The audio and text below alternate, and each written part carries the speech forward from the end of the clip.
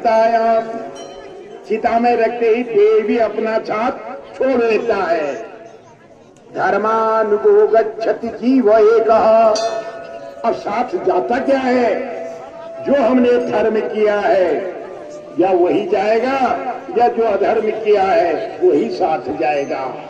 अनुगह, अनुगह लेगा, अनु माने पश्चात, पीछे से, उसके हम जा रहे हैं, आगे से वो जा रहा है, हमें ले जा रहा है। तो आप कह रहे हैं यही तो साथ जाने वाली चलने वाली है, इसलिए धर्म का सेवन कर लो, धर्म का पालन कर लो जब भी समय मिलता है। तो भगवान ने जब सृष्टि बनाई,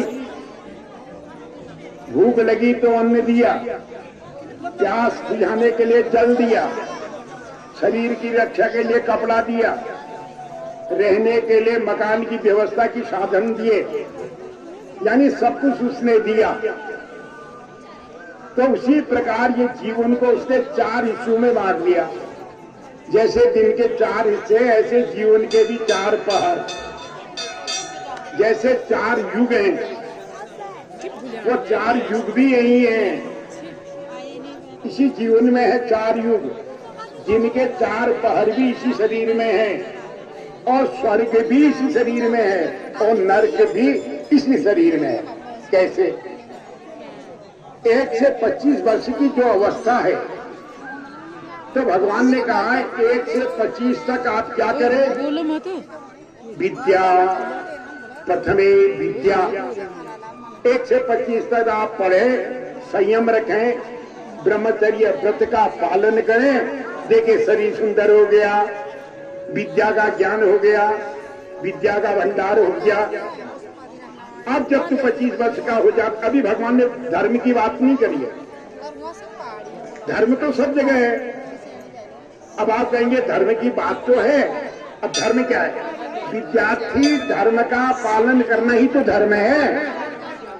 1 से 25 तक जो विद्यार्थी के नियम है, धर्म ही तो नियम है, नियम का नाम ही तो धर्म है। 1 से 25 तक आपने विद्यार्थी धर्म का पालन किया, अधर्म करोगे तो विद्या विहीन हो जाओगे, यही तो नियम है। नियम का पालन नहीं किया तो विद्या विहीन हो जाओगे। अब 1 से 25 तक आप विद्या पढ़ेंगे। अब भगवान ने फिर दूसरी भी छूट दे दी, मेरे यज्ञादि करने की आवश्यकता ही नहीं है, आप यज्ञ कुछ नहीं करें। आप क्या करें? 25 से 50 तक आप खूब पैसा कमाएं। द्वितीय अर्जितम धनम,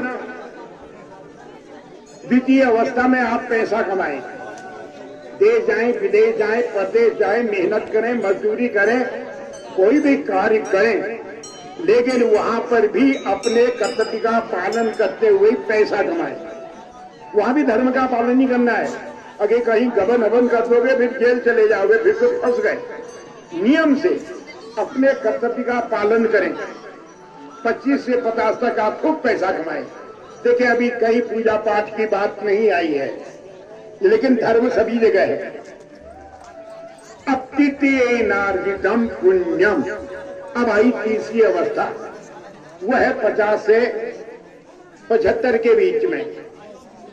जब आप 50 से 75 का जो टाइम मिल रहा है आपको, पैसा भी आपके पास है, विद्या भी आपके पास है, सब सुविधाएं आपके पास हैं, तब आप पुण्य करें। देखिए इसमें पुण्य करना है। अब पुण्य क्या करना है?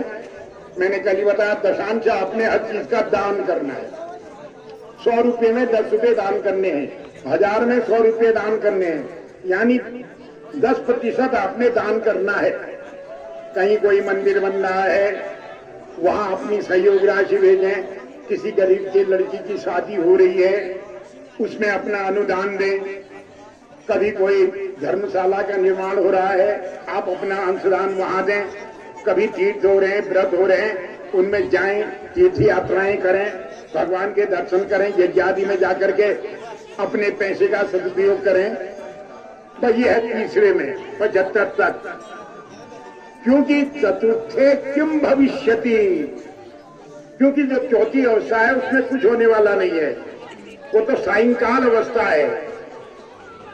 तो ऐसे ही हमारे जीवन में जो हमारा पहला पहर है, पहला पहर, जीवन की जो पहली अवस्था है यही है सतयुग। इस सतयुग के नियमों का जिन्होंने पालन कर लिया, विद्यार्थी जीवन, यह है सतयुग पहला पहर। बस उसका त्रेता अपने आप सफल हो गया। त्रेता माने दूसरी अवस्था, और जिसने पहली और दूसरी को संभाल लिया, तीसरी जीवन की जो अवस्था है 25 से 75, ये है द्वापर। बस जिसने 2 युगों में पहले अपना सत्कर्म धर्म सब कर रखा है, उसका द्वापर कभी बिगड़ेगा ही नहीं। और जिसका ये नहीं बिगड़ेगा, जो 75 से 100 की जो उम्र है, ये है कलयुग। और कलयुग किसको घेरता है? जो सत्कर्म नहीं करता, जिसने 3 अवस्थाओं में अपने शरीर में हर कर्म का निर्वाह कर रखा है। चौथा कलयुग उसका कुछ बिगाड़ने वाला नहीं है, इसलिए सावधान हो जाओ।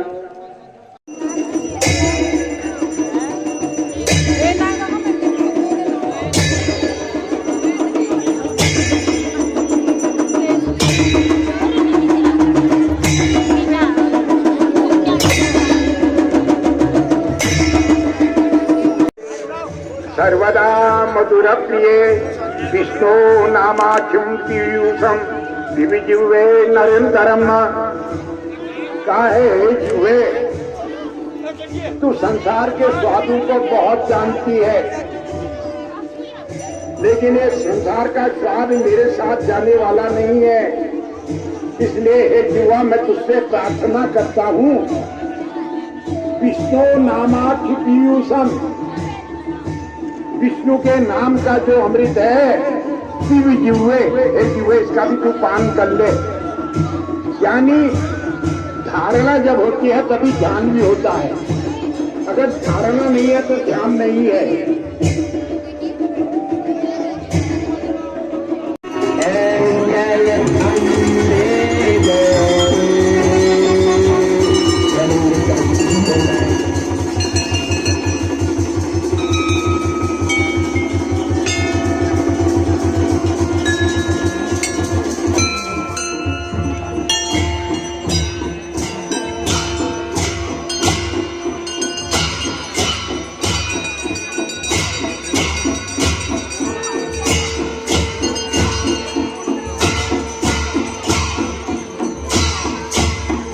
आप लोग बैठ गए,